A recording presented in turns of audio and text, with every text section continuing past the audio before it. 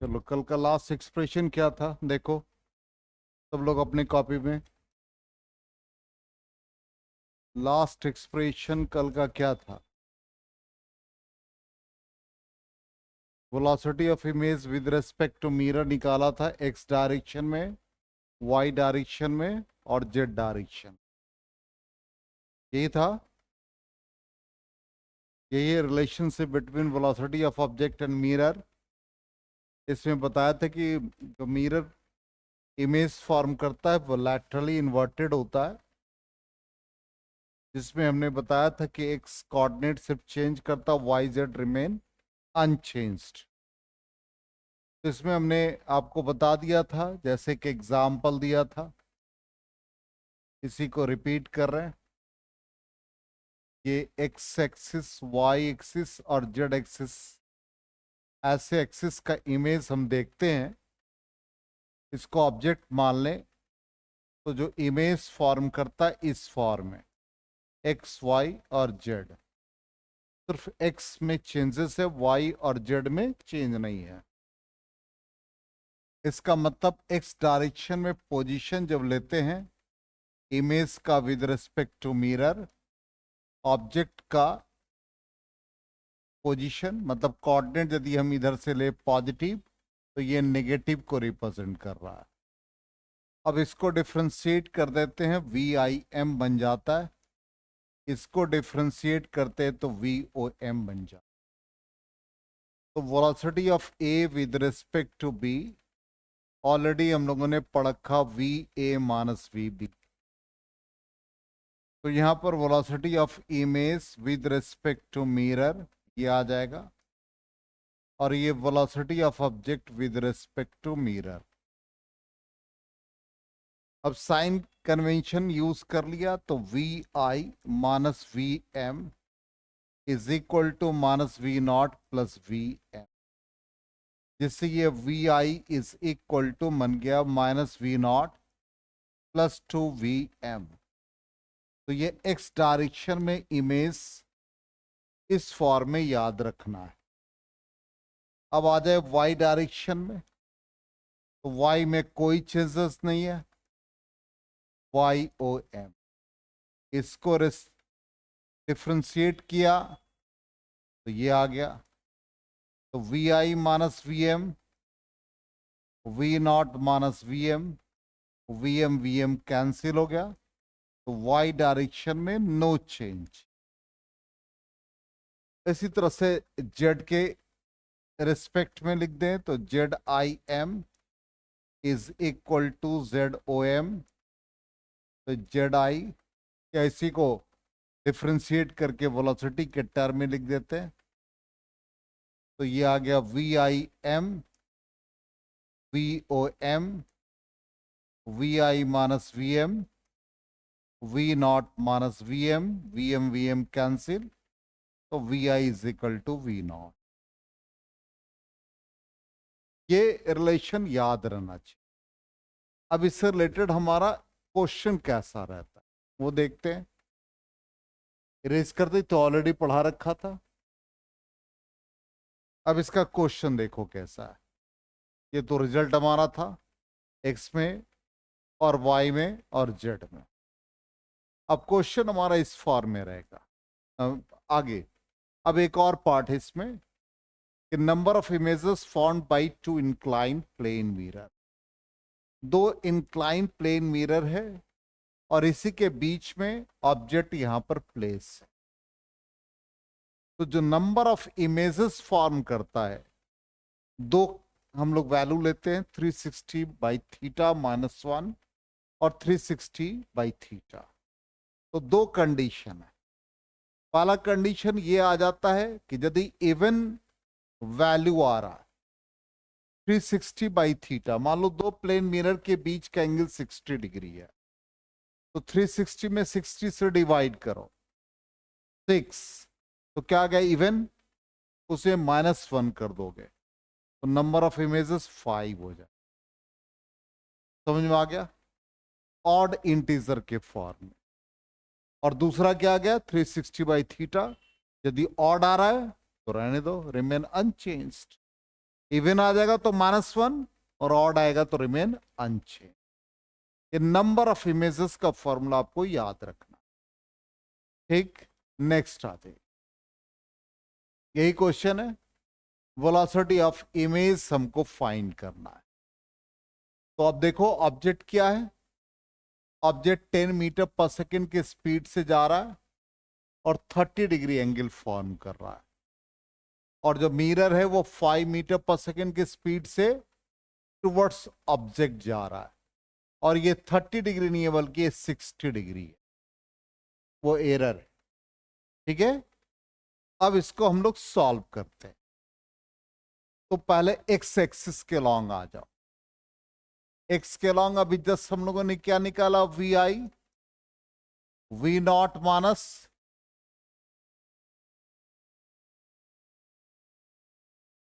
To V M. ठीक, ध्यान दोगे।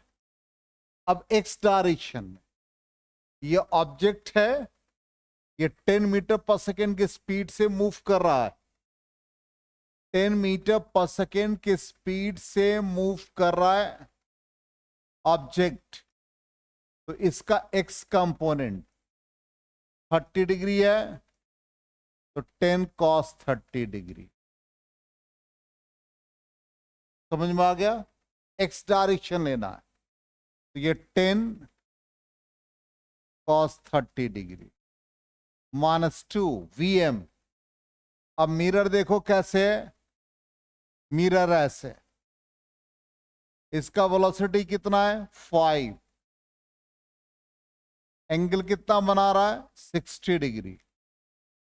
तो एक्स डायरेक्शन में क्या आ गया 5 cos 60 डिग्री, डायरेक्शन इसका अपोजिट है तो minus sign 5 cos 60 degree.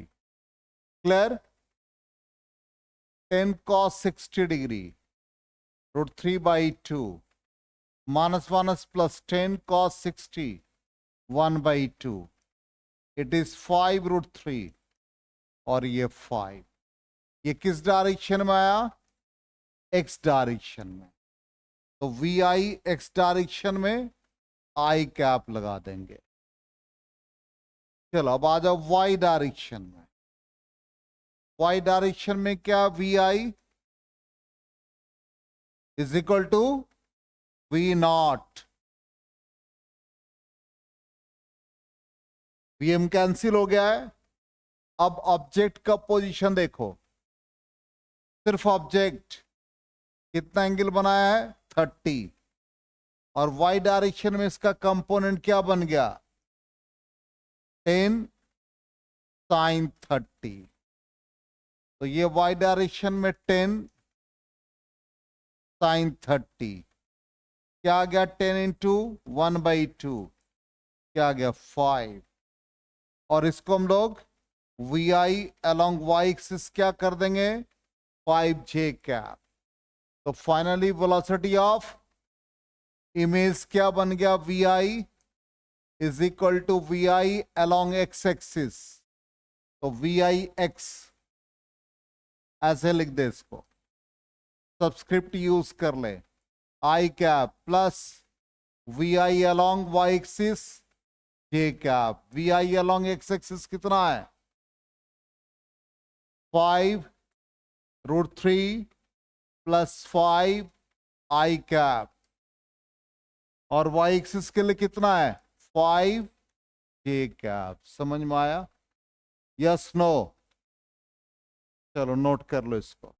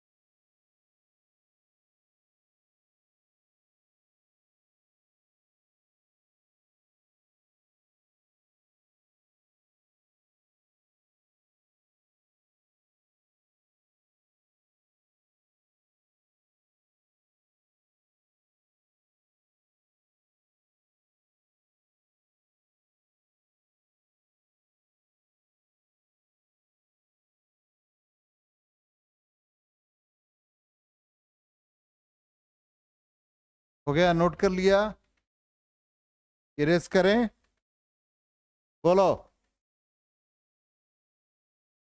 Check करो आंसर, इसी फॉर्म में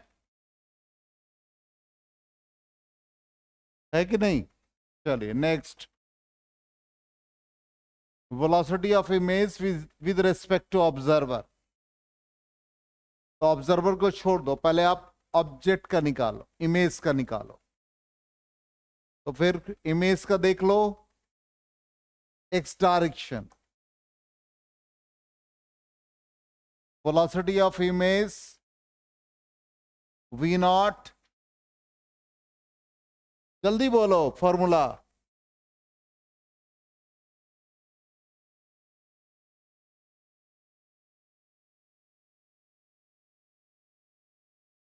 क्या है तुम लोग हैं? तो माइनस वी नॉट क्या है? अरे तुम लोग क्या फॉर्मूला गलत तो कर रहे हो। यदि आप लोग को इतनी दिक्कत है, ये फॉर्मूला बताया, ये नेगेटिव है, अभी पहले वाले में भी नेगेटिव होगा, गलत फॉर्मूला आपने लिखा है। तुम लोग एक दो बार आज किए हो, तब पर भी गलत फॉर्मूला लिखा है।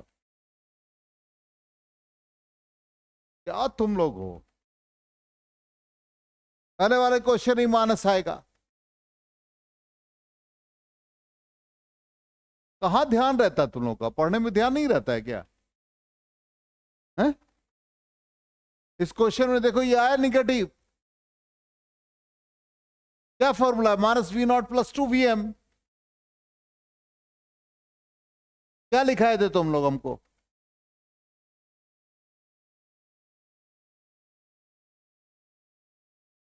एकदम पढ़ने में मन नहीं लगता तुम लोग का, सिर्फ क्लास अटेंड करने आते हो। ये फॉर्मूला था। ऑब्जेक्ट का कंपोनेंट क्या हुआ? 10 cos 30 प्लस 2 VM। मिरर का एक्स कोऑर्डिनेट -5 cos 60 -5√3 -10, 1/2 हो गया तो सीधे 5, माइनस कॉमन ले लिया √3 + 1।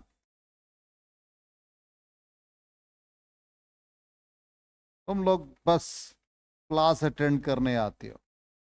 VI वी नॉट क्या गया? ऑब्जेक्ट का साइन कंपोनेंट 10 sin 30, 1/2 5। ये आ गया, आई कैप लगा देंगे इसमें, और इसमें जे कैप।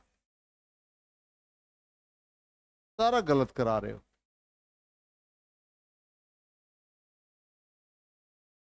चलो नेक्स्ट, इस वाले क्वेश्चन में आ जाओ। ये क्वेश्चन है, velocity of image with respect to observer. तो यहां पर ये ऑब्जेक्ट है, ऑब्जेक्ट का वेलोसिटी है 10√2, ये एंगल 45 डिग्री, और ऑब्जर्वर एक मूव कर रहा है, इसकी बात हम लोग बाद में करेंगे। और मिरर सिर्फ ऐसे मूव कर रहा, हॉरिजेंटली, नो एंगल। अब एक्स डायरेक्शन में आ जाए, -V not plus 2 VM, object 10√2, cos component 45 plus 2 VM। Mirror का वेलोसिटी अपोजिट है -5, √2 कट गया 10, -10 -20। ये एक्स डायरेक्शन में हो गया। चलो y डायरेक्शन में v I is equal to we naught, object का साइन कंपोनेंट तो साइन 45 10। अब वेलोसिटी का वेक्टर फॉर्म में v I x i cap we i y j cap -20 i cap plus 10 j cap, ये आ गया। लेकिन अब सवाल क्या है, velocity of image with respect to observer v i o, मतलब क्या होता है, v I minus V not. Image कितना बनाया, -20 i cap plus 10 j cap, और ऑब्जर्वर ऑब्जर्वर कितने के स्पीड से जा रहा है, 10। तो ये 10 हो गया, किस डायरेक्शन में, एक्स एक्सिस, तो आई कैप कितना आ गया, -30 आई कैप प्लस 10 जे कैप, ये आंसर आ जाएगा।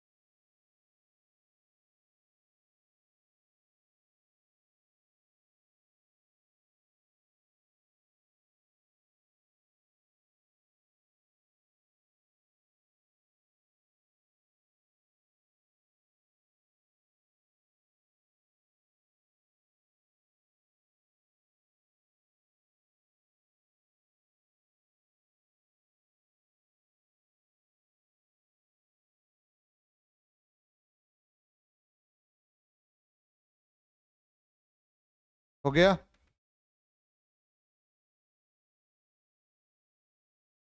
नोट कर लिया सबने, इरेज करें, देखो आंसर यही है।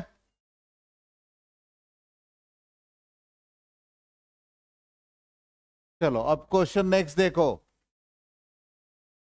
कहता दो प्लेन मिरर इस तरह से इंक्लाइंड है, बहुत इंपॉर्टेंट क्वेश्चन और आ चुका बहुत बार एग्जाम में, और इन दोनों मिरर के बीच का एंगल थीटा है। अब ये जो रे एंटर कर रहा है, first ray parallel to mirror M1, और आफ्टर रिफ्लेक्शन जो M2 से हुआ, ये रिफ्लेक्टेड रे जब M1 पर इंसिडेंट हुआ और फर्दर इसका रिफ्लेक्शन हुआ, तो second ray parallel to M2। अब इसी में हम रे डायग्राम ड्रॉ कर रहे हैं। ये एंगल थीटा है, ध्यान देना, तो M2 के पैरेलल टू रेस है, इसलिए ये एंगल सेम हो जाएगा। M1 के पैरेलल फर्स्ट रे है, इसलिए ये भी एंगल थीटा हो जाए। अब इस सरफेस पे हम नॉर्मल ड्रॉ कर दें तो ये एंगल 90 माइनस थीटा हो जाए। तो जो रिफ्लेक्टर रे 90 माइनस थीटा बनाया तो इंसिडेंट रे भी उतना ही एंगल बनाएगा। और ये नॉर्मल इसके साथ है, ये पूरा 90 होना चाहिए, इसका मतलब ये भी थीटा हो जाए। फिर M2 मिरर पर परपेंडिकुलर ड्रॉ करेंगे तो ये एंगल 90 माइनस थीटा, ये भी 90 माइनस थीटा, तो ये कितना बन गया, थीटा फॉर्म कर। इसका मतलब ये टोटल एंगल अब कितने बन गए इस ट्रायंगल में, इस वाले ट्रायंगल में कितना एंगल बन गया, टोटल 3 थीटा। और वो किसके इक्वल हो गया, 180 डिग्री। तो थीटा इज इक्वल टू कितने बन गए, 60 डिग्री। आज समझ में, चलिए नोट कर लीजिए।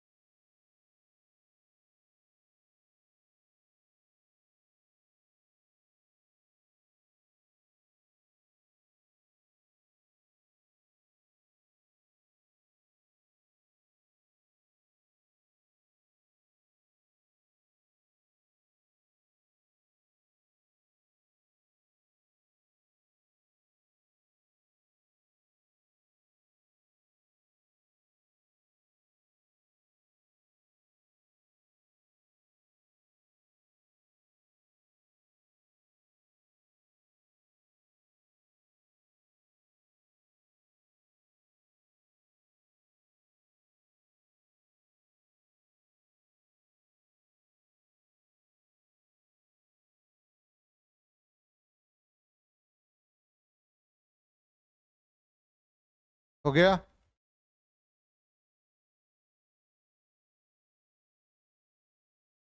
चलो आंसर भी देख लो, चेक करो, 60 डिग्री। अब आ जाए, ये रिफ्लेक्शन ऑफ लाइट खत्म हो गया। नेक्स्ट टॉपिक हमारा रिफ्रैक्शन ऑफ लाइट। आज बेसिक है और ये बहुत इजी पार्ट है, ऑलरेडी थोड़ा बहुत पढ़ा हुआ है। रिफ्रैक्शन ऑफ लाइट में जैसे सिंपली एक ग्लास स्लैब या रिफ्रैक्टिंग मीडिया है, इसको दो पार्ट में ब्रेक किया। इसके बाउंड्री को ऊपर वाला रेयर मीडियम एयर हो सकता है, और रिफ्रैक्टिंग ग्लास डेंसर मीडियम जिसका रिफ्रैक्टिव इंडेक्स म्यू मान लेते हैं, एयर का रिफ्रैक्टिव इंडेक्स 1 ले लेते हैं। अब ये यहां से रे ऑफ लाइट इंसिडेंट हुआ, रिफ्रैक्शन हुआ, और फाइनली ये बेंड करके parallel to the incident ray. इस पर नॉर्मल ड्रॉ किया, ये angle of incidence, angle of refraction form किया, और फाइनली एंगल ऑफ इंसिडेंस। तो रिफ्रैक्शन क्या होगा, it is a phenomenon of change in the path of light as it travels from one medium to another. जब एक medium से दूसरे medium में जाता है तो पाथ को चेंज करता है। इसी फेनोमेना को हम लोग रिफ्रैक्शन ऑफ लाइट कहते हैं। ठीक, ये ऑलरेडी पहले से जानते हैं। या हम लोग कह सकते हैं change in speed of light from one medium to another medium. ये तो बेसिक है, ऑलरेडी जान रहे हैं आप। अब यहां पर रिफ्रैक्शन ऑफ लाइट में जब रिफ्रैक्शन होता वन मीडियम से अनदर, तो स्पीड ऑफ लाइट दोनों मीडियम में डिफरेंट होता है, और यही रीजन है रिफ्रैक्शन का। तो आपसे पूछा जाएगा what is the basic reason of refraction of light, तो आप आंसर सीधा ले सकते हैं कि speed of light is different in different media. ठीक है, अब जितना ज्यादा डिफरेंस होगा उतना स्पीड ऑफ लाइट, मतलब एक तरह से रिफ्रैक्शन होगा। तो यदि स्पीड मान लो कि ग्रेटर है एयर में, और मीडियम में स्पीड काफी स्लोअर हो गया। इसका मतलब है कि उस मीडियम का एक ऐसा प्रॉपर्टी है जो लाइट को काफी स्लोअर कर रहा है। ठीक है, तो अब मीडियम जिसपे ज्यादा कह सकते हैं लाइट डिफरेंट हो जाए या लाइट में चेंजेस आए, लाइट की स्पीड में चेंजेस आए, वो ऑप्टिकली ज्यादा डेंसर होता है। मान लो कि हम एयर में चले, एयर का रिफ्रैक्टिव इंडेक्स 1 है। वाटर में गए, वाटर का रिफ्रैक्टिव इंडेक्स 1.5 है। वाटर में ज्यादा स्लोअर हो जाएगा लाइट, तो ऑप्टिकली वो डेंस कहलाएगा, उसका डेंसिटी ज्यादा होगा। यदि speed of light come bend हो रहा है या उसमें कम चेंजेस आ रहे हैं, तो ऑप्टिकली वो रेयरर हो जाएगा विद रेस्पेक्ट टू प्रीवियस। ठीक, अब यहां पर जैसे हम लोग यहां पर देखते हैं कि ray of light, incident ray of light आई है, और यहां पर डेल्टा इसका डेविएशन हो गया मान लो। तो हम लोग डेविएशन कैसे निकालते हैं, कितना लाइट डेविएट हो गया? तो सिंपल है कि ये हमारा एंगल ऑफ इंसिडेंस नॉर्मल के साथ बना। अब ये नॉर्मल के लाइन को बेंड कर दो, और यदि रिफ्रैक्शन नहीं होता तो ये पूरा एंगल आई होता, और ये हमारा कितना है भाई, एंगल ऑफ रिफ्रैक्शन आर। तो ये जो एंगल रिमेनिंग बचा दैट इज कॉल्ड डेविएशन। तो डेविएशन कितना हो गया? तो यहां पर ये डेविएशन एंगल आई में एंगल ऑफ रिफ्रैक्शन घटा देंगे तो ये डेविएशन निकाल सकते। तो वो कहता है कि when a ray of light goes from rare medium to denser it bends towards the normal. क्यों हुआ? कि यहां पर आप देखिए डेविएशन का वैल्यू क्या है, ये क्या हो रहा है, ये बेंड किधर हो रहा है, नॉर्मल के टुवर्ड्स हो रहा है। इसी तरह से हम डेविएशन निकाल ले, इसमें आई माइनस आ रहा है। दूसरे वाले पाथ में हम देख ले, नेक्स्ट वाले पाथ में कि डेंसर से रेयरर जा रहा है, तो देखो क्या आ रहा है, कितना डेविएशन आ रहा है, कौन एंगल ज्यादा, आर ज्यादा हो जाए। तो जहां एंगल ऑफ इंसिडेंस ज्यादा है एंगल ऑफ रिफ्रैक्शन से, तो उस कंडीशन में क्या होगा, बेंड्स टुवर्ड्स द नॉर्मल, और आर का वैल्यू आई से ज्यादा तो bends away from the normal, इसलिए डेंसर टू रेयर जाता है तो light bends away from the normal, और rare to denser towards the normal. Clear? चलिए अब नेक्स्ट आ जाए laws of refraction. Laws of refraction, पहला लॉ जो ऑलरेडी हम लोग जानते हैं, incident ray, normal, refracting surface, या आप सिंपली कह सकते हो incident ray, normal and refracted ray are या all lie in the same plane. ठीक, दूसरा स्नेल्स लॉ कहलाता है। अब इसको वेवलेंथ के टर्म में ना लिख के इसको सिंपल स्नेल्स लॉ को आप ऐसा लिख सकते हो कि product of refractive index and sine of angle of incidence remains constant. उसको इसी फॉर्म में लिखा जाता है, वही स्नेल्स लॉ कहलाता है। इसको याद करने का तरीका वही है कि यहां पर mu sine I by sine r, तो sine I by sine r कैसे आया, ये इस फॉर्म में आ गया, तो इसका मतलब क्या है, जैसे ये हमारा ग्लास स्लैब है, यहां से रे ऑफ लाइट एंटर किया, ये हमारा एंगल ऑफ इंसिडेंस, ये एंगल ऑफ रिफ्रैक्शन, यहां का रिफ्रैक्टिव इंडेक्स μ1 मान ले, यहां का μ2। देखो क्या बनता, ध्यान देना, बहुत इंपॉर्टेंट सेगमेंट पढ़ा रहे हैं। याद रखना है कि प्रोडक्ट ऑफ, सेकेंड लॉ को ऐसे ही याद रखोगे, product of angle of incidence and refractive index remain constant. तो अब यहां पर आ जाओ, एयर में प्रोडक्ट मतलब μ1 इंटू साइन आई, ठीक है, product of sine of angle of incidence कर दो। इज इक्वल टू, दूसरे मीडियम में आ जाओ, म्यू टू साइन आर। ठीक है यहां तक? अब आ जाओ sine I by sine r, क्या बना? Mu two by mu one. ये mu two by mu one जो होता है वो म्यू टू मतलब डेंसर मीडियम का रिफ्रैक्टिव इंडेक्स, और म्यू वन का मतलब रेयरर मीडियम का रिफ्रैक्टिव इंडेक्स, और ये दोनों का रेशियो म्यू कहलाता। आ गया वही रिजल्ट। और इस फॉर्म में आप याद रखोगे तो आप कभी लाइफ में दिक्कत नहीं होगी। अब ये ऐसे क्यों आया आप कह सकते हो, तो यहां पर देखो कैसे लिखा गया इसको, sine I by sine R, हमने लिखा mu two by mu one, और इसके पहले जो प्रीवियस फिगर बनाया था डेंसर मीडियम का रिफ्रैक्टिव इंडेक्स म्यू लिख लिया, एयर का रिफ्रैक्टिव इंडेक्स वन, क्या आ गया? म्यू। आ गया रिजल्ट।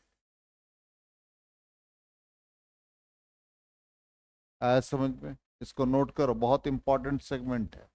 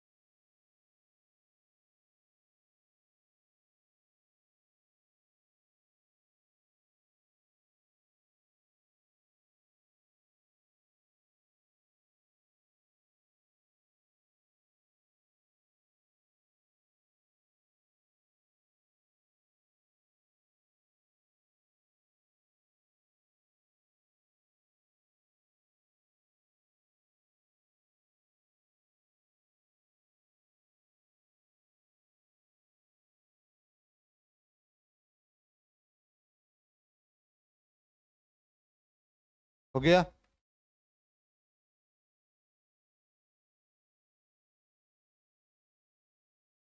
चलो तो म्यू से अब यहां पर यही लिख दिया, देखो रिफ्रैक्टिव इंडेक्स। अब देखो next part, rare to denser, वही आई आर लिखा है। अब यहां पर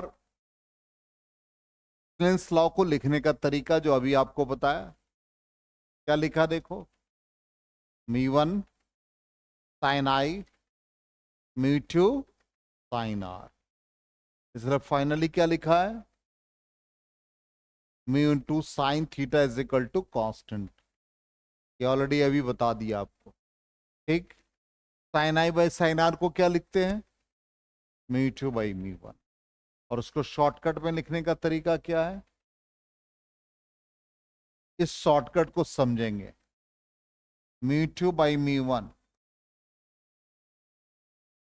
आप वन मीडियम से दूसरे में जा रहे हैं तो यहां वन लिखेंगे, म्यू थोड़ा ऊपर टू नीचे, या ऐसे लिख सकते हैं, म्यू ऊपर वन ये टू, मतलब वन टू टू। तो ये जो सबस्क्रिप्ट है ये नोमरेटर में लिखा जाएगा, और जो सुपर स्क्रिप्ट है वो डिनोमिनेटर में लिखा जाए। इसको भी नोट कर लो। ये लिखने का तरीका, ये याद रखिएगा, तभी सवाल बनेंगे।